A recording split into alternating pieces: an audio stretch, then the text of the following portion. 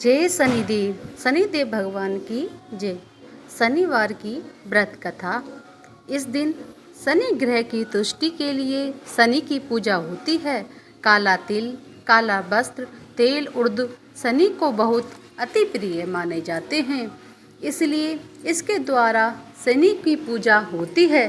शनि की दशा को दूर करने के लिए यह व्रत उत्तम माना जाता है।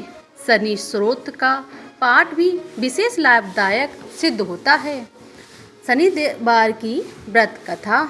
एक समय सूर्य, चंद्रमा, मंगल, बुध, बृहस्पति, शुक्र, शनि, राहु और केतु इन ग्रहों में आपस में झगड़ा हो गया कि हम सब में सबसे बड़ा कौन है।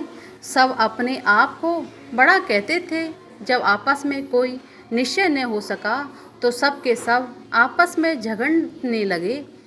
इंद्र के पास पहुंच गए और कहने लगे कि आप सब देवताओं के राजा हो, इसलिए आप हमारा न्याय करके बतलाओ कि हम नव ग्रहों में सबसे बड़ा कौन है। राजा इंद्र इनका प्रश्न सुनकर घबरा गए और कहने लगे कि मुझ में यह सामर्थ्य नहीं है जो किसी को बड़ा या छोटा बतलाऊं। मैं अपने आप को कैसे समझाऊं? मुख से कुछ नहीं कह सकता हूँ। हाँ, एक उपाय हो सकता है। इस समय पृथ्वी पर राजा विक्रमादित्य दूसरों के दुखों का निवारण करने वाला है, इसलिए तुम सब मिलकर उन्हीं के पास जाओ, वही तुम्हारे दुखों का निवारण करेंगे। ऐसा वचन सुनकर सभागृह देवता चलकर भूलोक में राजा विक्रमादित्य की सभा में जाकर उपस्थित हुए और अपना प्रश्न राजा के सामने रखा। राजा उनकी बात सुनकर बड़ी चिंता में पड़ गए कि मैं अपने मुख से किसको बड़ा और किसको छोटा बतलाऊं। जिसको छोटा बतलाऊंगा वही क्रोध करेगा। परंतु उनका झगड़ा निपटाने के लिए एक उपाय सोचा। उन्होंने सोना, चांदी, कांसा, पीतल, सीसा, रांगा, दस्ता, अभ्रय और लोहा नवों धातुओं के 9 आसन बनवाए। सब आसनों को कम से कम, जैसे सोना सबसे पहले और लोहा सबसे पीछे बिछाए गए। इसके पश्चात राजा ने सब ग्रहों से कहा कि आप सभी अपने अपने सिंहासनों पर बैठिए। जिससे आसन सबसे आगे वह सबसे बड़े और जिसका आसन सबसे पीछे वह सबसे छोटा जानिए, क्योंकि लोहा सबसे पीछे था और वह शनिदेव का आसन था। इसलिए शनिदेव ने समझ लिया कि राजा ने मुझको सबसे छोटा बना दिया है। इस पर शनि को बड़ा क्रोध आया और कहा कि राजा, तू मेरे पराक्रम को नहीं जानता है। सूर्य एक राशि पर 1 महीना, चंद्रमा 2.25 महीना, 2 दिन, मंगल 1.5 महीना, बृहस्पति 13 महीने, बुध और शुक्र 1 महीने, परंतु मैं एक राशि पर 2.5 अथवा 7.5 साल तक रहता हूँ। बड़े बड़े देवताओं को भी मैंने भीषण दुख दिया है। राजन सुनो, राम जी को 7.5 आई तो वनवास हो गया, और रावण पर आई तो राम और लक्ष्मण ने सेना लेकर लंका चढ़ाई कर दी, रावण के कुल का नाश कर दिया। हे राजा, अब तुम सावधान रहना। राजा कहने लगा, जो कुछ भाग्य में होगा देखा जाएगा। उसके बाद अन्य ग्रह तो प्रशंसा पूर्वक के साथ चले गए, परंतु शनिदेव बड़े क्रोधित थे। क्रोध के साथ वहाँ से सिधारे। कुछ काल व्यतीत हो जाने पर जब राजा को 7.5 की दशा आई तो शनिदेव घोड़ों के सौदागर बनकर अनेक सुंदर घोड़ों के सहित राजा की राजधानी में आए। जब राजा ने सौदागर के आने की खबर सुनी तो अस्पताल को अच्छे अच्छे घोड़े खरीदने का आज्ञा दी। अस्पताल ऐसी अच्छी नस्ल के घोड़े देखकर उनका मूल्य सुनकर चकित हो गया और तुरंत ही राजा को खबर दी। राजा उन घोड़ों को देखकर एक अच्छा सा घोड़ा चुनकर सवारी के लिए चढ़ा। राजा के घोड़े की पीठ पर चढ़ते ही घोड़ा जोर जोर से भागा। घोड़ा बहुत दूर एक बड़े जंगल में जाकर राजा को छोड़कर अंतर्ध्यान हो गया। इसके बाद राजा अकेला जंगल में भटकता फिरता रहा। बहुत देर के पश्चात राजा ने भूख और प्यास से दुखी होकर भटकते भटकते एक ग्वाले को देखा। ग्वाले के राजा को प्यास से व्याकुल देखकर पानी पिलाया। राजा की अंगुली में एक अंगूठी थी। राजा ने उसे निकालकर प्रशंसा पूर्वक के साथ ग्वाले को दे दी और शहर की ओर चल दिया। राजा शहर में पहुंचकर एक सेठ की दुकान पर जाकर बैठ गया और अपने आप को उज्जैन का रहने वाला अपना नाम वीका बतलाया। सेठ जी ने उनको कुलीन मनुष्य समझकर जल आदि पिलाया। भाग्यवश उस दिन सेठ जी की दुकान पर बिक्री बहुत अधिक हुई। तब सेठ जी को उसके भाग्यवान पुरुष समझकर भोजन कराने के लिए अपने साथ ले गए। भोजन करते समय राजा ने आश्चर्य की बात देखी। खूंटी पर हार लटका रहा और वह खूंटी उस हार को निगल रही है। भोजन के पश्चात कमरे में आने पर जब सेठ जी को कमरे में हार नहीं मिला तो सबने नहीं निश्चय किया कि सिवाय बीका के और कोई इस कमरे में नहीं आया है, अतः अवश्य ही उसी ने हार चुरा लिया है। परंतु बीका ने हार लेने से मना कर दिया।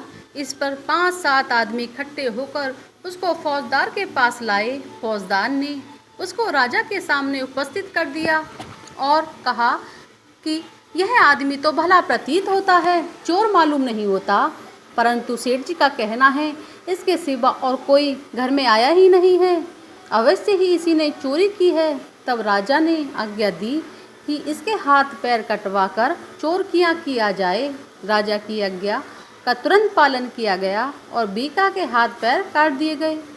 इस प्रकार कुछ काल व्यतीत हो जाने पर एक तेली उसको अपने घर ले आया और कोलू पर उसको बिठा दिया। बीका उस पर बैठा हुआ जुबान से बैल हाँकता रहा। शनि की दशा समाप्त हो गई और एक रात को वर्षा ऋतु के समय वह मल्हार राग गाने लगा। उनका गाना सुनकर उस शहर के राजा की कन्या उस राग पर मोहित हो गई और दासी को खबर लेने के लिए भेजा कि शहर में कौन गा रहा है। दासी सारे शहर में फिरती फिरती क्या देखती है कि एक तेली के घर में चौरकिया राग गा रहा है। दासी के महल में आकर राजकुमारी को सब वृत्तांत सुना दिया। बस उसी क्षण राजकुमारी ने अपने मन में यह प्रण कर लिया, चाहे कुछ भी हो इस चौरकिया के साथ विवाह करूंगी। प्रातःकाल होते ही जब दासी ने राजकुमारी को जगाना चाहा तो राजकुमारी ने अनशन व्रत लेकर पड़ी रही। तब दासी ने रानी के पास जाकर राजकुमारी के ने उठने का वरदान कहा। रानी ने तुरंत ही वहां पर आकर राजकुमारी को जगाया और उसके दुख का कारण पूछा तो राजकुमारी ने कहा कि माताजी, मैंने यह प्रण कर लिया है कि तेली के घर में जो चोर किया है उसी के साथ विवाह करूंगी। माता ने कहा, पगली, यह क्या बात कह रही हो? तेरा विवाह किसी देश के राजा के साथ किया जाएगा।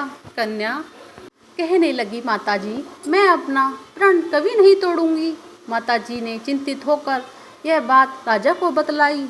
जब महाराज ने भी आकर यह समझाया कि मैं अभी देश देशांतर में अपने दूत भेजकर सुयोग्य रूपवान एवं बड़े से बड़े गुणी राजकुमार के साथ तुम्हारा विवाह करूंगा, ऐसी बात तुमको कभी नहीं विचारनी चाहिए। कन्या से कहा, पिताजी, मैं अपने प्राण त्याग दूंगी परंतु दूसरे से विवाह नहीं करूंगी।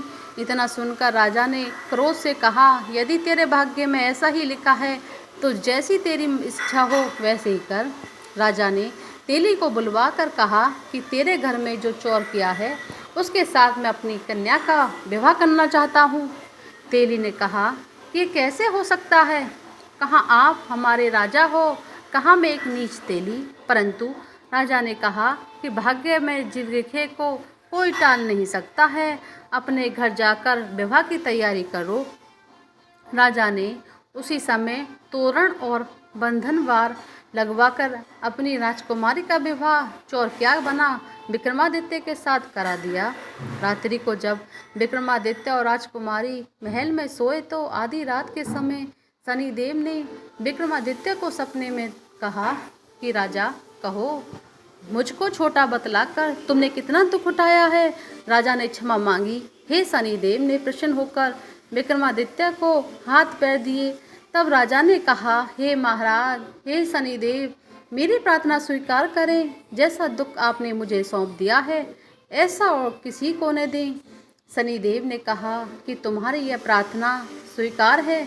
जो मनुष्य मेरी कथा सुनेगा या कहेगा उसको मेरी दशा में कभी किसी प्रकार का दुख नहीं होगा और जो नित्य और मेरा ध्यान करेगा या चींटियों को आटा डालेगा, उसके सब मनोरथ पूर्ण होंगे। इतना कहकर शनिदेव भगवान अपने धाम को चले गए। राजकुमारी की आंख खुली और उसने राजा के हाथ पांव सही सलामत देखे तो आश्चर्य को प्राप्त हुई। उसको देखकर राजा ने अपना समस्त हाल कहा कि मैं उज्जैन का राजा विक्रमादित्य हूँ। यह बात सुनकर राजकुमारी अत्यंत प्रसन्न हुई। प्रातःकाल राजकुमारी ने उसकी सखियों ने पूछा तो उसने अपने पति का समस्त वृत्तांत कह सुनाया। तब सबने प्रशंसा प्रकट की और कहा कि ईश्वर ने आपकी मनोकामनाएं पूर्ण कर दी हैं। जब उस सेठ ने यह बात सुनी तो वह विक्रमादित्य के पास दौड़े दौड़े चले आए और राजा विक्रमादित्य के पैरों में आकर गिरकर क्षमा मांगने लगे कि आप पर मैंने चोरी का झूठा दोष लगाया था, अतः आप मुझको जो चाहें दंड दे सकते हैं। राजा ने कहा, मुझ पर शनिदेव का कोप था, इसी कारण यह सब दुख मुझको प्राप्त हुआ है। इसमें तुम्हारा कोई दोष नहीं था। तुम अपने घर जाकर अपना कार्य करो। सेठ जी बोले कि मुझे तभी शांति होगी जब आप मेरे घर चलकर प्रतिपूर्वक भोजन करोगे। राजा ने कहा, जैसी आपकी मर्जी हो वैसा ही करें। सेठ जी ने अपने घर जाकर अनेक प्रकार के सुंदर सुंदर भोजन बनवाए और राजा विक्रमादित्य को प्रतिभोज दिया। जिस समय विक्रमादित्य भोजन कर रहे थे, एक अत्यंत आश्चर्य की बात सबको दिखाई दी। जो खूंटी पहले हार निगल गई थी, वह अब हार उगल रही है। जब भोजन समाप्त हो गया तो सेठ जी के हाथ जोड़कर बहुत सी मोहरें राजा को भेंट की और कहा कि मेरे श्री कंवर नामक एक कन्या है, उसका पाणी ग्रहण आप करें। इसके बाद सेठ जी ने अपनी कन्या का विवाह राजा के साथ संपन्न कर दिया और बहुत सा दान दहेज आदि दिया। इस प्रकार कुछ दिनों तक वहां निवास करने के पश्चात विक्रमादित्य ने शहर के राजा से कहा कि अब मेरी उज्जैन जाने की इच्छा है। फिर कुछ दिन के बाद विदा लेकर राजकुमारी मन भवानी सेठ की कन्या श्री कबरी तथा दोनों जगह के दहेज में प्राप्त अनेक दास दासी रथ और पालकियों सहित विक्रमादित्य उज्जैन की तरफ चले। जब शहर के निकट पहुँचे और पूर्ववासियों ने राजा के आने का संवाद सुना तो समस्त उज्जैन का प्रजा अगवानी के लिए आई। तब बड़ी प्रशंसा पूर्वक से राजा अपने महल में पधारे। सारे शहर में बड़ा भारी महोत्सव बनाया गया और रात्रि में दीपमाला की गई। दूसरे दिन राजा ने शहर में यह सूचना कराई कि शनि देवता सब ग्रहों में सबसे बड़े हैं। मैंने इनको छोटा बतलाकर इसी से मुझको यह दुख प्राप्त हुआ है। इसी कारण सारे शहर में सदा शनिदेव की पूजा और कथा होने लगी। राजा और प्रजा अनेक प्रकार के सुख भोगते रहे। जो कोई शनिदेव की इस कथा को पढ़ता या सुनता है, शनिदेव की कृपा से उसके सब दुख दूर हो जाते हैं। शनिवार की कथा को व्रत के दिन अवश्य पढ़ना चाहिए। ओम शांति, ओम शांति, ओम शांति, ओम शांति। जय शनिदेव भगवान की जय। भगवान की आरती। जय जय जय रवि नंदन, जय जय जय दुख भंजन, जय जय जय शनि हरे, जय बुझचारी धरणकारी, दुष्ट दलन जय शनि हरे। तुम होए कुपित नित करत दुखित, धनी को निर्धन तुम घर अनुप यम कशरूप हो करो बंधन। जय जय जय शनि हरे। तब नाम जो तस तो ही करत सो, बस जो करे रटन, महिमा अपार जग में तुम्हार, जपते देवतन।